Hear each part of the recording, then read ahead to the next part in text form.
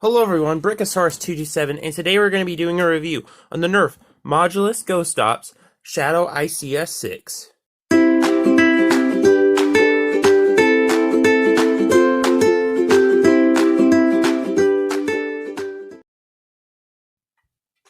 Alrighty, so I really want to get into the meat and bones of this blaster, so I'm going to start by opening it.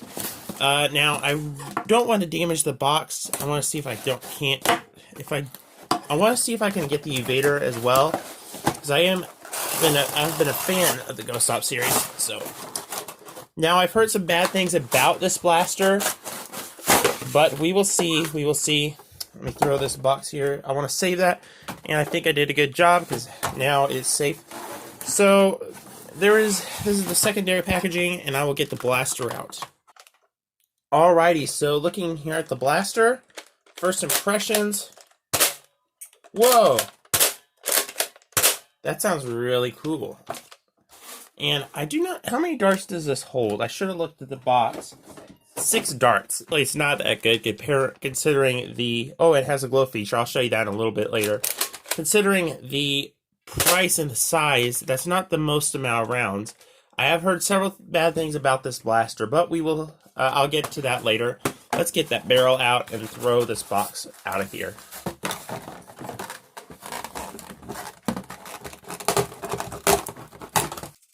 So this barrel is interesting. It is the exact same barrel that the Tracker ICS-10 had, the Modulus Tracker, which was the reskin or reshell of the Modulus ICS-10. That was Camo Edition. It came with this barrel, and I always thought it'd be cool to have that barrel, and I did not know it came with the Shadow, so that's pretty cool. Putting it on the Shadow, already I can tell a big old long blaster. Love the barrel. I'll go over a brief overview. Of course, there's some darts included and some instructions. I don't think we need these, but I'll just put them over here for reference later. And I'll look at this blaster. So, sorry the camera's shaking. So this is really cool. First of all, I like starting with the ergonomics. The ergonomics of this blaster are really good. I love that grip. It is a very firm, sturdy grip. I really, really like that. It has a little rev trigger here that activates the light feature. I don't know what else to call this. Let me show you that real quick. So I turned a couple lights off, and now you can see the glow feature much better. This is really cool, and when you press that button, it's not necessary, and it does take some batteries to operate. Alrighty, so that is the light feature. You just press this button, and you don't have to press it because it is very comfortable. Even if you don't press it, it's like a rev trigger, but really nice and comfortable. I love the aesthetics of this blaster. There is 2 tactical rails on the side, which is really cool and unique. Although there is no tactical rails on this side, but there are 2 tactical rails on the bottom here for, I don't know why, but it's good to have them there. And I really like this system, actually. One thing I did not like about the SPL is to load it, I had to pull the thing back, and then I had to put darts in. But this is different. There's already a slot to put darts in, like the Speedload 6, which is really cool. I really like internal mag-fed blasters, and this is definitely a cool-looking one. Pretty nice in modular, or in tactical, which is really great. It seems to hit somewhat hard. Thankfully, I have the Modulus Chrono barrel, and I will be using that on this, and thankfully it matches because it is from the exact same series. So I will test out the FPS in a few minutes. But let's go over the overview, finish the overview. So there is an iron sight up front. I do not like it that much at all. It's not really that great. The priming handle is really nice and comfortable. This blaster is a little oversized for what it is. There is a barrel lug, a barrel attachment point, sorry. And yeah, it's really cool. Again, lack of paint on this side of the blaster, but that's okay. There's not too much paint, just these little letters here. No paint on the Nerf barrel right there. There's the Nerf sign, but no paint on that. Let me try seeing how well stocks go in there.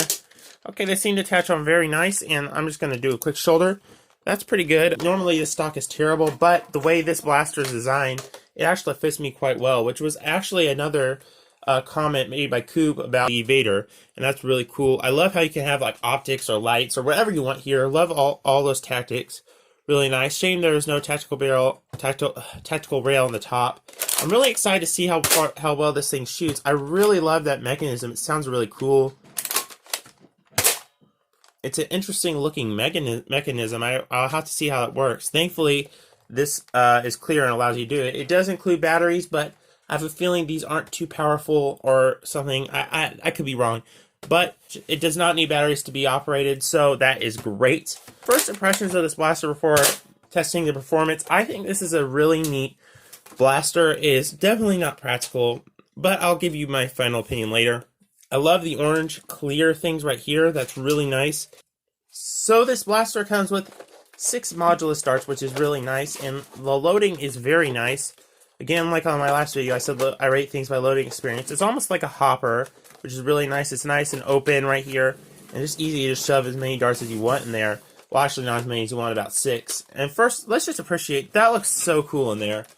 Get this barrel off and get our Chrono barrel on, and that looks somewhat ugly on there. That really does not look nice, as I thought, but it is not for looks. This is to test our performance. So I will be doing this and shooting actual darts out here. Now, mind the noise, because this is kind of a hollow back, so it's not power, it's just loud noise. Oh no. Well, as you can see, that is a 50 FPS shot.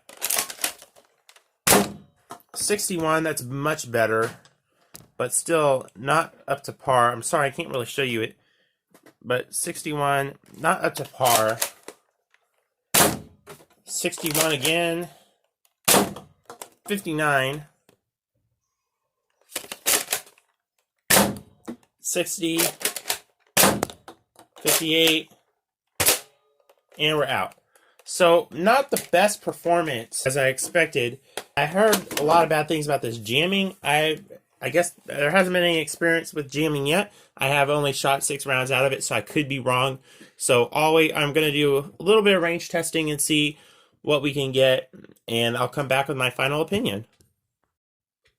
Well, after shooting this, I have realized this blaster is not that great as far as range and accuracy goes. It's actually pretty bad, almost as bad as the old Speedload 6. Obviously not as bad, but almost as bad as far as performance goes. As you can see, a lot of similarities as far as the internal mag.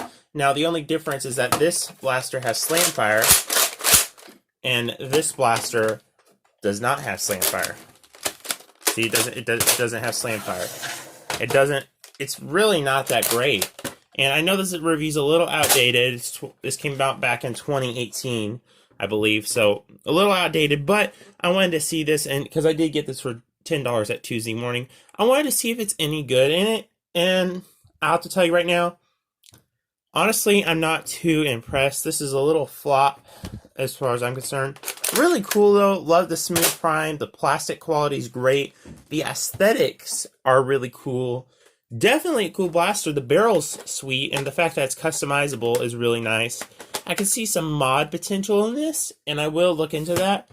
But otherwise, I wouldn't recommend picking it up for, I think it was like $20. This is not the best deal. I got this for $10, which is a good deal. And I wanted to review this because I thought it'd be cool. FPS isn't that great, range isn't that great, and I did have one jam, so maybe after shooting it for a while, I did have one jam, but that could just be a one-time thing. I know some people have had some of theirs jam, and some people have had theirs work great.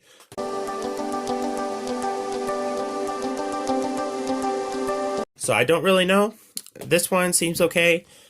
Anyway, that's about it. That's all the objective information I can tell you. My personal opinion is that it's not necessarily the best, and I would definitely use something.